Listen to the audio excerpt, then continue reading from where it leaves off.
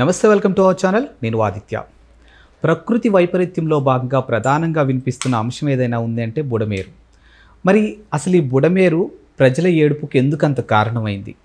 నిజంగా గత పాలనలో ఉన్నప్పుడు అధికారంలో ఉన్నటువంటి వైఎస్ఆర్సీపీ బుడమేరు విషయంలో తీసుకోవాల్సిన జాగ్రత్తలు తీసుకోలేదా? నిజంగా వాళ్ళు చేసినటువంటి తప్పిదాలే ఈరోజు ఇంతటి అనార్థాలకు దారి తీసిందా? ఇలాంటి ఎన్నో అంశాల గురించి తెలుసుకునే ప్రయత్నం చేద్దాం. సో ప్రస్తుతానికి మనతో పాటు స్టూడియోలో ఉన్నారు ప్రముఖ సామాజికవేత్త అలాగే పొలిటికల్ అనలిస్టు కృష్ణకుమారి గారు. సో మ్యామ్ని అడిగి మరిన్ని విషయాలు తెలుసుకుందాం. మ్యామ్ నమస్కారం. మ్యామ్ నమస్తే. మ్యామ్, ప్రకృతి వైపరీత్యంలో ప్రధానంగా వినిపిస్తున్న అంశం బుడమేరు. కృష్ణానది ఎలాగో మనకి వినిపిస్తూనే ఉంది, బుడమేరు. మరి ఈరోజు విజయవాడ ప్రజల కన్నీటికి కారణం బుడమేరు అంటూ మనకు తెలుస్తూనే ఉంది. మరి నిజంగా గత పాలకులు చేసినటువంటి తప్పిదాలే ఈరోజు ఈ అనర్థాలకి కారణమా? అసలు నిజంగా ఏం జరిగింది? ఇప్పుడు బుడమేరు అనేది ఒక సహజ సిద్ధంగా మైలవరం కొండల్లో పుట్టిన ఒక వాగు. ఎస్. అయితే ఆ మైలవరం కొండల్లో పుట్టిన వాగుకి ఇది 360 రోజులు ఉండే వాగు, మంచినీటి వాగు. అయితే దీనికి వెస్సన్నపేట దగ్గర నుంచి ఆ కొండల్లో కురిసే వర్షమే దీనికి ఆధారం. అక్కడ ఎంత ఎక్కువ వర్షపాతం నమోదైతే అప్పుడు ఈ బుడమేరు నుంచి అవుట్ఫ్లో అంత ఎక్కువ ఉంటుంది.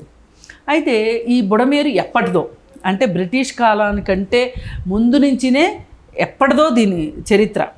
అయితే బ్రిటిష్ కాలంలో దానికి కట్టలు కొంచెం పెద్దవి చేయడము, లోతుగా చేయడము, అలాగే ఎలాగో న్యాచురల్ గ్రావిటీ ఎలాగూ పల్లం ఉంది కాబట్టి అది కొల్లేరు సరస్సులోకి కలిసి అక్కడి నుంచి కృష్ణానదిలోకి కలుస్తుంది. అయితే ఈ వచ్చే ప్రాసెస్లో కొంచెము వంకలు ఎక్కువ, అంటే కొంచెం ఇటెళ్ళి అటెళ్ళి అలాంటి పరిస్థితి ఉంది అది. అయితే దీనివల్ల కూడా కాస్త ఇబ్బందులు ఉన్నమాట వాస్తవం. ఎందుకంటే దాని కట్టల్ని సరిగా నిర్వహణ ఇది అంతా కొంచెం కష్టమైన పని. అయినప్పటికీ కూడా ఎప్పుడో చాలా పాత రోజుల్లోనే అంటే ఈ బుడమేరు కాలువకి కట్టలు కట్టాలి, ఎత్తైన కట్టలు కట్టాలి. అలాగే దీన్ని కొండూరు దగ్గర రిజర్వాయర్ కట్టాలనేది ఒకప్పుడు ప్లాన్. ఎప్పుడు ఇది నీలం సంజీవ్ రెడ్డి గారు సీఎంగా ఉన్నప్పుడు చేయాలనుకున్న పని. అయితే అది అవ్వలేదు. అవ్వకుండా ఉండటం వల్ల ఆ ఏరియాలో పొలాలు ప్రతి సంవత్సరము చిన్నదో పెద్దదో వరద రావటము, బుడమేరుకి ఆ పంటలు నాశనం అవ్వటము జరుగుతూ వచ్చింది. అయితే ఇంకొన్నాళ్ళు పోయిన తర్వాత 1970sలో చివరికి ఇంకా అది రిజర్వాయర్ అయితే అవ్వలేదు కాబట్టి హెడ్ రెగ్యులేటరీ ప్రాజెక్ట్ అని చెప్పి ఒకదాన్ని పెట్టారు. ఏంటి అంటే కొంచెం ఆ వచ్చే వరదని కనీసం రెగ్యులరేట్ చేద్దాం. అంటే నీళ్ళు వస్తూ ఉంటాయి, ఎప్పుడు ఎంత నీళ్లు కిందకి వెళ్ళాలి అనే దాని మీద కొంచెం రెగ్యులేట్ చేద్దాము అని చెప్పి ఒక ఆలోచన వచ్చింది. హెడ్ రెగ్యులేటరీ ప్రాజెక్ట్ ఒకటి స్టార్ట్ చేశారు. దానికి గేట్లు ఉన్నాయి, బుడమేరుకి గేట్లు లేవు, హెడ్ రెగ్యులేటరీకి గేట్లు ఉన్నాయి. అయితే ఇప్పుడు ఆ తర్వాత మనకి విజయవాడ థర్మల్ ప్రాజెక్ట్ వచ్చింది. ఆ థర్మల్ ప్రాజెక్ట్ దగ్గర డైవర్షన్ తీసి ఆ వేడి నీటి కాలువ ద్వారా ఈ వచ్చే బుడమేరు వరదని కొంత అటు డైవర్ట్ చేసి కృష్ణానదిలోకి వెళ్ళిపోతాయి. అయితే ఇప్పుడు ఏమైంది అంటే అది ఎప్పటి నుంచో ఉన్న ఒక ఆలోచన ఏంటి అంటే ఈ బుడమేరు వరదల్ని మనము తగ్గించాలి అంటే అక్కడ ఏదైతే కృష్ణానదిలోకి వెళ్ళే ఛానల్ ఏదైతే ఉందో అది బాగా పకడ్బందీగా కట్టుంది. ఆ వెళ్ళే ఛానల్ని కొంచెం పెద్దదాన్ని చేద్దాము అని చెప్పి ప్లాన్ ఉండింది. అయితే దానికోసం అది కూడా సాకారం కాల. అది అవ్వకపోవటానికి కూడా పొలిటికల్ విల్లు లేకపోవటమే, అంటే రాజకీయపరమైన నిబద్ధత లేకపోవటమే దానికి కూడా కారణం. సరే, ఇవన్నీ ఆలోచించి 2014లో చంద్రబాబు నాయుడు గారు సీఎం అయిన తర్వాత అప్పుడు నీటిపారుదల శాఖ మంత్రి దేవినేని ఉమా, ఈ ఉమా గారు ఏం చెప్పారంటే ఇప్పుడు మనం ఎట్టి పరిస్థితుల్లోనూ ఈ వీటిపేస్ కాలువ దగ్గర దాన్ని వెడల్పు చెయ్యకపోతే మనం చాలా ఇబ్బంది పడాల్సి వస్తాం. అక్కడ ఒక రైల్వే గేట్ కూడా ఉంటుంది. ఈ రైల్వే గేట్ ఉన్న పరిస్థితుల్లో మరి దానికి పర్మిషన్స్ చాలా రకరకాలుగా తీసుకోవాలి. ఏ మాటకు ఆ మాట రాజగోపాల్ ఎంపీగా ఉన్నప్పుడు కూడా చాలా ప్రయత్నం చేశాడు. ఇది సెంట్రల్ ఎలక్ట్రిసిటీ మినిస్టర్ని కనుక్కొని సెంట్రల్ ఎలక్ట్రిసిటీ మినిస్టర్ పర్మిషన్ తోటి దీన్ని పెద్ద చేయాలని. ఇది పెద్ద చేస్తే ఏంటంటే నీళ్లు ఎక్కువ అటు డైవర్ట్ అయిపోయినాయి అనుకోండి, ఈ కిందకు వచ్చే నీళ్లు తగ్గుతాయి. అప్పుడు ఇన్ని గ్రామాలు ముంపుకు గురి కాకుండా ఉంటాయి అనేది ఒక ఆలోచనతో ఆయన కూడా చాలా ప్రయత్నం చేశాడు. చివరికి 2014లో ఈయన దానికి సంబంధించి బడ్జెట్ కూడా క్రియేట్ చేసి ఆ పని చేద్దాము అనుకున్నారు. అది ఈ పర్మిషన్లు ఆ పర్మిషన్లు ఇది అది అని ఒక 150 కోట్లు ఖర్చు అయిపోగా పని మట్టు కాల. ఆ తరువాత జగన్మోహన్ రెడ్డి అధికారంలోకి వచ్చిన తర్వాత జరిగిన విధ్వంసం ఏంటి అంటే, అది అవ్వకపోగా ఆ వీటీపీఎస్ దగ్గర కాలువ అవ్వకపోగా, అది పెద్దదైతే అసలు ఇవాళ మనం ఇంత మాట్లాడుకోవాల్సిన అవసరం ఉండేది కాదు. అది అవ్వకపోగా ఈ బుడమేరు కాలువ నిర్వహణ కూడా అధ్వానంగా అయిపోయింది. ఇప్పుడు ఈ రెగ్యులేటరీ దగ్గర వెలగలేరు హెడ్ రెగ్యులేటరీ దగ్గర జరిగే కార్యక్రమం ఏంటి అంటే, అక్కడ 13 గేట్లు ఉన్నాయి. దానికి ఈ 13 గేట్లు నిర్వహణ, అలాగే నీటిపారుదల శాఖ నుంచి కొంతమంది, ఎలక్ట్రిసిటీ డిపార్ట్మెంట్ నుంచి కొంతమంది, అలాగే ఇంకా కొంతమంది కింద స్థాయి ఉద్యోగులు, వీళ్ళందరి సమిష్టి నిర్వహణతోటి ఆ హెడ్ రెగ్యులేటరీని నిర్వహిస్తున్నారు. అంటే ఎన్ని నీళ్లు వదలాలి, ఎన్ని నీళ్లు ఉంచాలి, ఎప్పుడు గేట్లు వేసేయాలి, ఎప్పుడు గేట్లు తీయాలి అనే దాని మీద.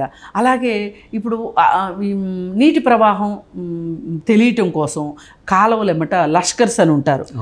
ఆ లష్కర్స్ ఉండేవాళ్ళు కంపల్సరీగా. అంటే వీళ్ళు 24 గంటలు పహారా కాస్తుంటారు. నీళ్లు ఎట్లా వెళ్తున్నాయి అన్న, సడన్గా వరద వస్తుందా, ఏమవుతుంది ఏంటి అని వాళ్ళు సైకిళ్ళ మీద వేసుకుని తిరిగి మొత్తం చూడాలి, చూసి రిపోర్ట్ చేయాలి. ప్రతిరోజు వాడు డ్యూటీ దిగిపోయేటప్పుడు లష్కరు అక్కడ రాసి పెట్టాలి. రాస్తే లష్కర్ పైన వాళ్ళకి ఆ రిపోర్ట్ వెళ్తుంది, ఆ పైన వాళ్ళకి రిపోర్ట్ వెళ్తుంది, ఆ పైన వాళ్ళకి రిపోర్ట్ వెళ్తుంది. ఈ రిపోర్ట్లన్నీ కూర్చొని రివ్యూ మీటింగ్స్ చేసుకోవాలి ప్రతి 3 నెలలకు ఒకసారి.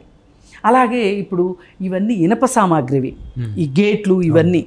అయితే వీటిని దించాలన్నా ఎత్తాలన్నా అవి ఫ్రీగా పనిచేయాలన్నా వాటికి నిర్వహణ కావాలి. ఈ నిర్వహణ లేదు, కనీసం గ్రీజు పూయలేదంట. అంటే ఏం జరుగుతుంది పట్టించుకునే ఉద్దేశంలో గత ప్రభుత్వం లేదు. ఇది క్లారిటీ. ఈ లష్కర్సు లేరు, ఎస్సీలు లేరు, డిఈలు లేరు, ఎవరూ లేరు. ఎప్పుడో తూతూ మంత్రంగా ఎప్పుడో ఒకసారి వచ్చిపోతూ ఉంటారు. మరి ఇంత పెద్ద కాలువ, బుడమేరు కాలువ, ఈ బుడమేరు కాలువ మీద ఈ మాదిరిగా నిర్వహణ లేకపోతే అసలు గట్టులు ఉంటాయి కదా, మట్టి తవ్వుకెళ్ళే దొంగలు కూడా ఉంటారు, గట్టుల్ని అవి వీక్ అయిపోతాయి కదా. అందుకని ఎవరన్నా అట్లా మట్టి తవ్వుతూ ఉంటే వీళ్ళు పట్టుకుంటారు, లష్కర్స్, ఈ కాపలా వాళ్ళు పట్టుకుని నాన్ బెయిలబుల్ కేసు అది. ఈ మట్టిని ఏమన్నా ధ్వంసం చేస్తే బెయిల్ కూడా నాన్ బెయిలబుల్ కేసు. అందుకని చాలా భయం. కానీ ఇప్పుడు ఎవరో కాపలా లేరు అనుకోండి, తీసుకెళ్తారు కదా, మరి కాపలా ఉండాల్సిందే కదా. ఇది ఒకటి లోపం. అలాగే గేట్లు నిర్వహణ లోపం. అలాగే పూడికలు తీయలేదు గత 5 సంవత్సరాలు. గుర్రపు డెక్కలు, నీళ్లు ఎక్కడికక్కడ స్టాగ్నేట్ అయిపోవటం. ఈ నీళ్లు ఎప్పుడు వెళ్తాయి? అంత ప్రవాహ వేగం ఎక్కువ ఉన్నప్పుడు గుర్రపు డెక్క ఉన్నా పర్వాలేదు, ఏమున్నా రాళ్ళున్నా రప్పలున్నా నీళ్లు వెళ్ళిపోతాయి. ఒకవేళ కింద నుంచి వెళ్ళే అవకాశం లేనప్పుడు పైకి వెళ్ళిపోతాయి. ఇప్పుడు కాలువల్ని ఎందుకు తవ్వుతారు? లోపల ఎంత లోతుంటే నీళ్ళు అన్ని ఎక్కువ వెళ్తాయని. మరి అసలు న్యాచురల్గా ప్రవాహ వేగం డౌన్కున్న అవకాశం ఉన్నప్పుడు దాన్ని నిర్వహించడం చాలా ఈజీ, ఎప్పుడు ఆక్రమణలు లేకపోతే. పైగా ఇంకొకటి ఏం జరిగిందంటే, సీతారామ ఎత్తిపోతల పథకం అని ఇంకొకటి వచ్చింది. ఒక కాలువ ఉంది. ఆ కాలువ దగ్గరలో గత ప్రభుత్వంలో, వైసీపీ ప్రభుత్వంలో చేపల చెరువులకు పర్మిషన్ ఇచ్చారు.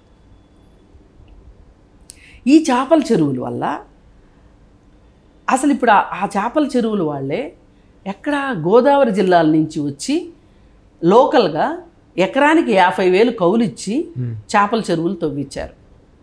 ఈ చేపల చెరువులు తవ్వించినప్పుడు ఏం జరిగిందంటే, ఈ సీతారామ ఎత్తిపోతల పథకంలో కాలువలో నీళ్ళేమో వాళ్ళు వాడుకుంటున్నారు. ఇప్పుడు ఇంత పెద్ద వరద వస్తుంది అన్నప్పుడు వాళ్ళకి సహజంగా తెలుస్తుంది.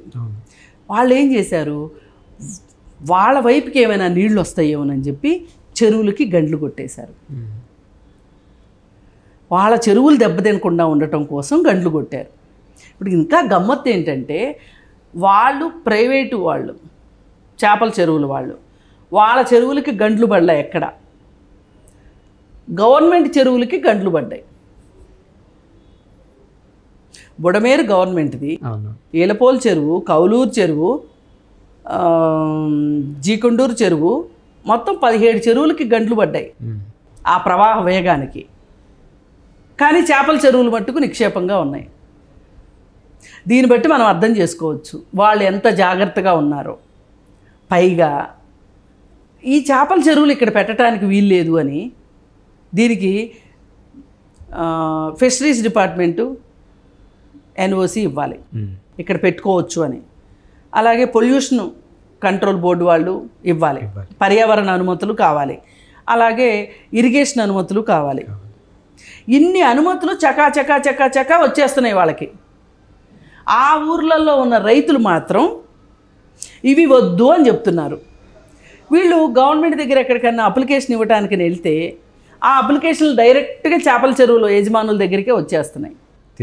తిరిగి వాళ్ళు చింపి అక్కడ పడేస్తున్నారు. వీళ్ళ బాధ ఏంటంటే వీళ్ళు ఎందుకు వద్దంటున్నారు అంటే ఇప్పుడు అక్కడ వేసేది పౌల్ట్రీ వేస్ట్ వేస్తారు చేపల చెరువులో, దానివల్ల కాలుష్యం వస్తుంది కదా. 100%. ఈ కాలుష్యం వస్తుంది కాబట్టి వాళ్ళు వద్దని చెప్తున్నారు. ఒక పక్క బుడమేరు కాలువకి ఇబ్బంది అవుతుంది, ఈ చెరువుల వల్ల ఇక్కడ కాలుష్యం వస్తుంది, నీళ్లు పాడైపోతాయి, పొలాలు పాడైపోతాయి అని వాళ్ళు వద్దని చెప్తున్నారు. వినట్లేదు. గత ప్రభుత్వం చేసిన పాపం ఫలితమే ఇది. ఈరోజు మనము బుడమేరు గురించి ఇంత మాట్లాడుకోవాల్సి వస్తుంది. బుడమేరు తప్పే లేదు, అది న్యాచురల్గా ఉన్న ఒక వాగు అంతే. నీళ్ళు ఎక్కువ వస్తే పారుతుంది, వర్షాలు ఎక్కువ వస్తే నీళ్ళు వస్తాయి, లేకపోతే ఇప్పుడు సదరు జగన్మోహన్ రెడ్డి గారు మ్యాన్ మేడ్ మిస్టేక్స్ అన్నారు కదా, మ్యాన్ మేడ్ ఫ్లడ్ అన్నాడు కదా, కరెక్టే చెప్పాడు ఆయన. మ్యాన్ మేడ్ ఫ్లడ్డే అది. ఏ మ్యాన్ మేడ్ ఫ్లడ్డు, ఏ గవర్నమెంట్ మేడ్ ఫ్లడ్డు? ఇప్పుడు నేను చెప్పినవన్నీ వాస్తవాలు, కఠిన వాస్తవాలు. ఈ వాస్తవాలను బట్టి లెక్కేసుకోవచ్చు. Man made ఫ్లడ్డే. ఆయన చెప్పింది కరెక్టు, 100% కరెక్ట్గా చెప్పాడు. ఆయన చెప్పాలని చెప్పాడో చెప్పక్కర్లేదని చెప్పాడో తెలియదు, కానీ ఆయన అయితే వాస్తవమే చెప్పాడు. ఈ మ్యాన్ మేడ్ ఫ్లడ్ని ఇప్పటికైనా సరిదిద్దుకోవాలి అంటే ఈ కాలువల స్టోరీ అంతా ఇలా వచ్చిన తర్వాత, ఇక విజయవాడ నగరంలోకి ఈ బుడమేరు కాలువ వచ్చిన తర్వాత గత 5 సంవత్సరాల్లో కట్టలన్నిటి మీద ఆక్రమించేసేసి పెద్ద పెద్ద బిల్డింగులు వచ్చేసినాయి. ఇవన్నీ వైసీపీ నాయకులవే. పైగా వైసీపీ కార్పొరేటర్లు ఉంటారు కదా, మొన్న గెలిచిన వాళ్ళు ఉన్నారు కదా వైసీపీ కార్పొరేటర్లు, వాళ్ళ ఏరియాల్లో ఇంత విధ్వంసం జరుగుతుంటే ఒక్కడ తుపాకీ లేడు, పారిపోయారు. ఇదంతా కవరప్ చేసుకోవటానికి మంత్రులు ఇద్దరు లేరు.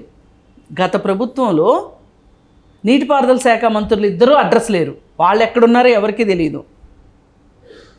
వాళ్ళు రాలా ఈ రోజుకి. ఇప్పుడు వచ్చారు ప్రెస్ మీట్లోకి, అది కూడా ఒక మంత్రి వచ్చాడు, ఇంకో మంత్రి రాలా.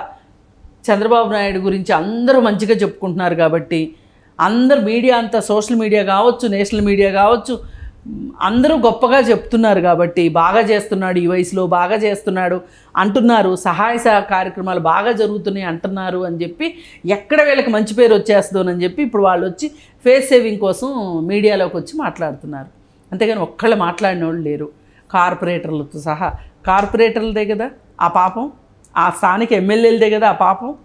ఆ కరకట్టల మీద, బుడమేరు కట్టల మీద ఆక్రమించేసి చేయడం ఎంతవరకు కరెక్టు? పైగా ఇంకా ముందుకెళ్తే ఆపరేషన్ కొల్లేరు ఉంది. ఆపరేషన్ కొల్లేరు సరిగా జరిగినా కానీ ఇవాళ ఇది జరిగేది కాదు. ముందుకు నీళ్లు ముందుకు వెళ్ళటానికి వీలు లేక వెనక్కి తంతున్నాయి. ఇది మొత్తం సారాంశం ఏంటి అంటే బుడమేరు గురించి ఇంత పెద్ద కథ ఉంది. అందరూ కలిసి, అన్ని రాజకీయ పార్టీలు కలిసి ఆ ఏరియాని ఈ విధంగా చేసేశారు. ఆ కౌలూరు వాళ్ళు కానీ, ఏలపోలు వాళ్ళు కానీ, ఆ గ్రామాల వాళ్ళు, ఆ వెలగలేరు వాళ్ళు కావచ్చు, కొండూరు వాళ్ళు కావచ్చు, కందులపాడు, ఇంకా చాలా గ్రామాలు ఉన్నాయి. ఆ గ్రామాల వాళ్ళందరికీ ఒక పంట మిస్ అవ్వాల్సిందే వాళ్ళకి, రైతులకి. అయినా కానీ ఈ ప్రభుత్వాలకి చలనం లేదు. ఆ ఫ్రీగా వెళ్ళే చోట ఫ్రీగా వెళ్ళనివ్వరు, డైవర్షన్ చేద్దామంటే డైవర్షన్ సరిగ్గా చేయనివ్వరు. ఇక్కడ ఫ్రీగా వెళ్ళటానికి వీలు లేకపోకుండా ఇవన్నీ ఇలా ఉంటే ఈ చేపల చెరువులు ఇంకొక కారణం. ఇన్ని కారణాలు ఉన్నాయి.